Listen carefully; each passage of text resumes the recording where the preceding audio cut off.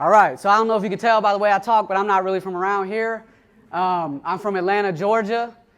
I don't know if you can tell by the twang. Anybody? You can hear it? So this is me. So whenever I was born, there were 3 possibilities as to who my father was. All 3 of them struggled with drug addiction. 2 of them went to prison, and 1 of them is dead. Now, at the same time, my mother was struggling with her own cocaine addiction. And I was fortunate that my grandparents took me into their home and let me live there and raise me as their own child. I remember when I was 7 years old, I woke up one morning. I could have swore I heard my mother's voice, right?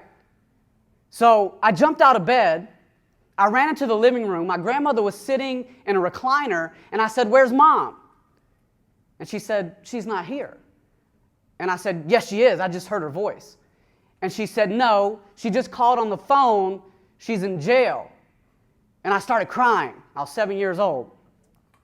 And for me, this was a reoccurring thing that kept happening over and over again. I remember visiting my mom in jail many times. I would sit on one side of a glass with a telephone speaking to her on the other side of a glass in an orange uniform. And this happened many times. And so I don't know if you've ever thought about what that might do to a child, but that's a traumatic experience for a child. It's like a hardcore game of peekaboo. You know how peekaboo works, right? So you're like, peekaboo, peekaboo. But for me, my mom actually disappeared, right? And so what that does to an infant is, like I said earlier, it's a traumatic experience, but an infant doesn't have logic. A baby doesn't understand, cannot comprehend what's going on, doesn't know where mom is, doesn't know that mom might come back, doesn't know what's going on. And so think about it. An infant spends a period of about 3 months developing a very close relationship with his mother, and suddenly she disappears. And this happens over and over and over and over again. And so what that does to an infant is that infant in his human nature perceives that as a threat to survival. And that pushes that infant into survival mode. And it keeps happening over and over and over again. And so it becomes a state of survival mode. And that infant in that state of survival mode, what's it like when you're in survival mode? You're stressed, you're tense, you have a lot of anxiety, you're under a lot of pressure. And throughout childhood, you have to learn how to deal with that somehow. You have to learn how to escape that pain, that stress, that anxiety, right? And so different ways that you can do that are, as a child, play with your friends, play with toys, play with games, read a book, play sports. And so one of the first things that I learned to do to escape all of that stress and anxiety was to play sports. But when I was 11 years old, I was playing baseball, and I got hit in the mouth with the baseball, and it broke my jaw. And so I walked away from sports at 11 years old, and I followed in my father's footsteps, whoever he is, and my mother's footsteps. And so at 11, I started smoking weed, drinking alcohol, and having sex. And at 12, my mother got married. So I had a stepfather. And at 12 years old, I went to go visit my mom and my stepdad at their home. And I remember my mother pulled a metal can out from under the table. She opened it up. She rolled a marijuana joint in front of me, closed it up, took me out on the front porch and smoked it with me. And from that day forward, I began to receive marijuana as an allowance from my mother and my stepfather. And my stepfather was a drug dealer. See, I remember going into their closet, and I found a trash bag full of marijuana in the closet and Tupperware with methamphetamine inside of it. I didn't know what it was at the time, but I understood later, because not long after that, the police came and kicked in the door, arrested my mother and my stepfather, and charged my stepfather with trafficking methamphetamine. And he was sentenced to 5 years in prison. I dropped out of school in 8th grade. I started using cocaine when I was 13 and meth when I was 14. Now remember, while my stepdad was in prison, I went to visit my mom. I was at her house, and his uncle was there. His uncle, we were all doing meth, by the way. I was doing meth with my mom, with his uncle. So we were all up. It's late, 2, 3 o'clock in the morning. And he has this thick plastic container with a twist-on white plastic top. Typically, you see cookies in this. But there was a mixture inside of it, and he had a burner in the kitchen, in the middle of the floor, and he had that container swirling it around over that burner in the middle of the kitchen floor, and he taught me how to make meth when I was 14, and my baby brother was in the other room. And so you can imagine from that point forward, methamphetamine became a huge part of my life. For about a 2-year period, I did meth almost every single day. And it became for me not just a habit, but a lifestyle. I sold meth. I used it regularly. And I remember one time I stayed up for 13 days straight on meth. Now, I remember the first time I used meth, at that point I'd only done cocaine so far, but methamphetamine is a much more powerful product. And so I remember we got meth, and it wasn't your average household everyday meth. It was ice. I was 14. I remember snorting my first line of meth, and I said a few minutes later, I said, "Hey, let me get another line." And my friends were like, "Look, you can't snort meth like you do coke." And I was like, "Let me get another line." So they gave me another line. I snorted it. I think I snorted one more, so I snorted 3 lines first time I used ice. I remember getting very nauseated. I got a headache. I felt really sick. I went and laid down and went to sleep. Looking back, I know that I almost overdosed, right? That was my first time doing meth, but I just continued to do it from that point forward. I was selling it. I was heavily involved with it. And I had 2 arrests whenever I was 17. Both of them were related to methamphetamine. The first one, I went to a gas station. I'd been using meth. I don't know if you know this. I'm sure you do, but meth makes you aggressive, right? So I went to the gas station. I saw this guy who had been talking about me, and I tried to fight him. Long story short, I ended up kicking the side of his truck, putting a huge dent in the side of his truck. He left, called the police on me, and 3 weeks later, they came to my house and charged me with criminal destruction of property in the 2nd degree. So I went to jail, and the reason I went to jail was because of the aggression that came from my meth use. Second time, a friend and I were going to pick up some meth that we were going to use and sell. And on the way back, a cop passed me. He knows my car. He knows I only have a learner's license. I'm 17. I've dropped out of school. Can't have your license in Georgia, at least not then.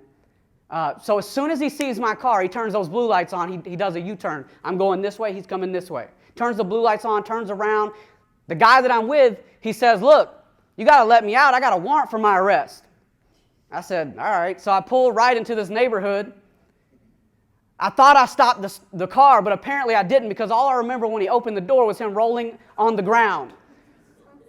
I pull off, and as I look in the rearview mirror while I'm pulling off, what I see is him get up off the ground, take off running, and the cop is pointing the gun at him. He later told me that when he got up off the ground, he picked up his Slade, the meth pipe, the glass one, and his needles before he took off running. He got away. I pulled further into the neighborhood, pulled into a cul-de-sac. I jumped out of the car, 1984 box-top Chevy Caprice Classic, bought it with drug money when I was 16. Jumped out of the car, ran through the woods, tossed the drugs I had on me, and I got away. We both got away. I used to run from you guys. I love you now. I respect you guys. You guys are dope. So both of those arrests were meth related, even though I wasn't arrested for meth use or meth possession or meth distribution or anything like that. They both came as a result of my use of methamphetamine, right? But that same year, I heard this message that changed my life forever. Now, I'm not here to push religion down your throat, but this is part of my story.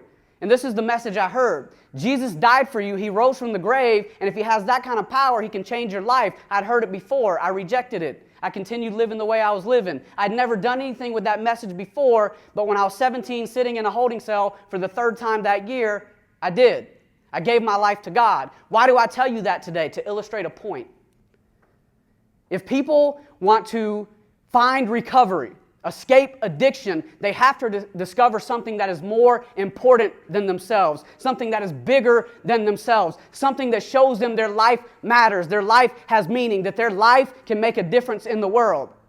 Because whenever they discover that, they're willing to turn away from what they've been doing so that they can start helping people. You think they just want to be out on the streets hurting people? They don't.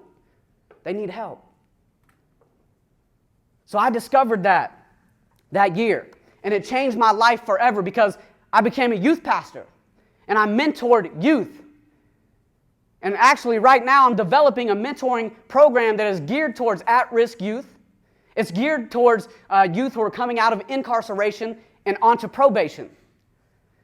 Currently, my job is I work with an anti-tobacco program that exists to reduce tobacco sales to minors. My job is to recruit 15 to 20-year-olds, get them into the program. They work for us as undercover agents. They go into gas stations, try to purchase tobacco products, and they help us reduce tobacco sales to minors. On the side, I'm working on starting a speaking career where I get into high schools, youth organizations, colleges, youth detention centers, and prisons, and recovery programs, and share my story and inspire people to help them understand, help them discover that there's something bigger than them. There's something more important than them. Their life matters. Their life has value. They can make a difference. They can help other people change their lives. Hello, how you guys doing? Tell them we said hi. So that was what happened in my life. So here's what I want you to know today. Inside every addict is a deeply wounded, hurting child who is doing everything he can to escape the pain that he is in. Doing it wrongly, yes. Making mistakes, absolutely. But at least he's trying. At least he's not giving up. At least he's not laying down. At least he's not dying. He's still here. Right? See, understand this.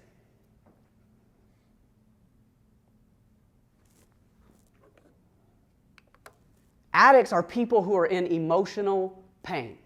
And emotional pain is the worst kind of pain. It's worse than physical pain. See, emotional pain doesn't just hurt the body, it hurts the soul, it hurts the self, it hurts you to the deepest core of your being.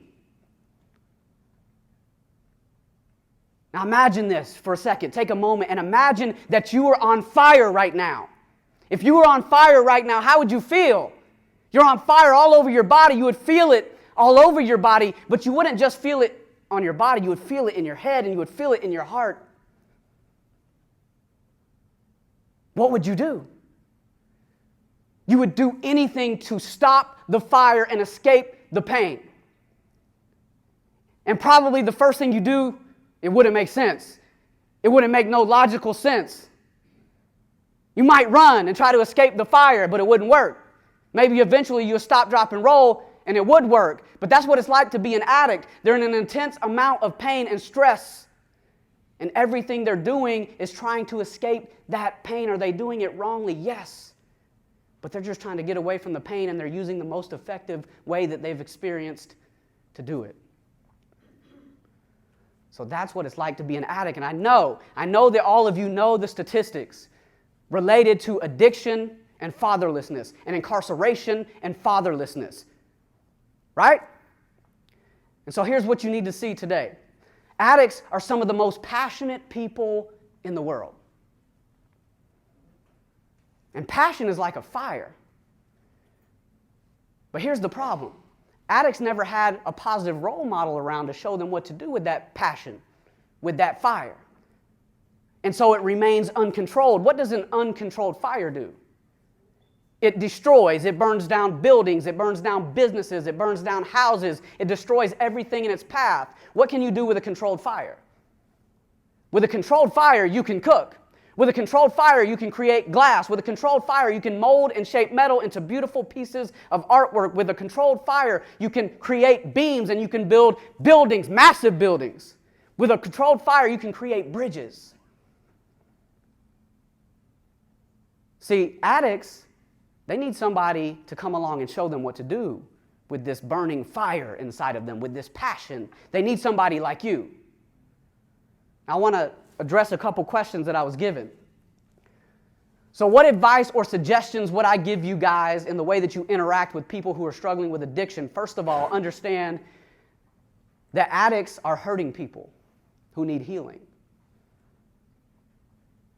Look at them with compassion, because compassion is always greater than aggression. Look at them with care. Look at them with respect. Look at them with love. Look at them with concern. Look at them as human beings, not as criminals. Because you can help them. You can help them find healing. Number two, how do we raise more awareness? I would say hold more events like this. Bring in experts who understand the connection between trauma and addiction, and who also understand how to develop a plan for healing for people who are struggling with those. Three, how can you engage someone who may need help? Do you think that most addicts want help? I think they do. They want help. How do you engage them? First of all, understand that for a lot of you, they look at you like the enemy. But if you come to them with care, respect, compassion, you show them that you actually think their life matters, then they will be willing to probably accept help from you, because they want help. They don't want to be where they are. They want to change. They want to be different. What helped me to want recovery and to maintain that recovery? I discovered something bigger than myself. I discovered that my life had value. I discovered that my life had meaning. I discovered that I had a purpose. I discovered that my life had a plan, and I discovered that I could use what I had been through. I could use my story. I could use my gifts. I could use my strengths, and I could help people who are where I once was. I discovered that I could help people discover that their lives matter. And so that pushed me to want to stay where I was at and not go backwards. That's what that did for me. So I want you guys to know today that most addicts are not bad people. They are hurting people who need healing, and they are doing the greatest thing that they know works for them to escape the pain that they're in. No, it's not the right way, but it's the best way they know currently. Right? So look, you may be the key to this person's life. You may be the key to these people, this addict, finding the resources they need, getting connected with the people they need to find healing. Every addict is one caring person away from healing. Every addict is one caring person away from healing, and you might just be that one person. If you believe that, then I want you to put your hand up like this. Put a 1 up. Put a 1 up. Raise it up high. Come on. I see you with your elbow on the table. Put it up. Every addict is one caring person away from healing. Keep it up. Keep it up. So if you believe that, this is what I want you to do. I want you to say with me, we are the one. I'm going to count to 3. We are the one. We are the one. 1, 2, 3. We are the one. We are the one. We are the one. And if you really believe it, keep your hand up. Keep your 1s up. If you really believe that with all your heart, now I want you to repeat after me. I'm going to say it. I'm going to count to 3. I am the one. I am the one. I am the one. Thank you.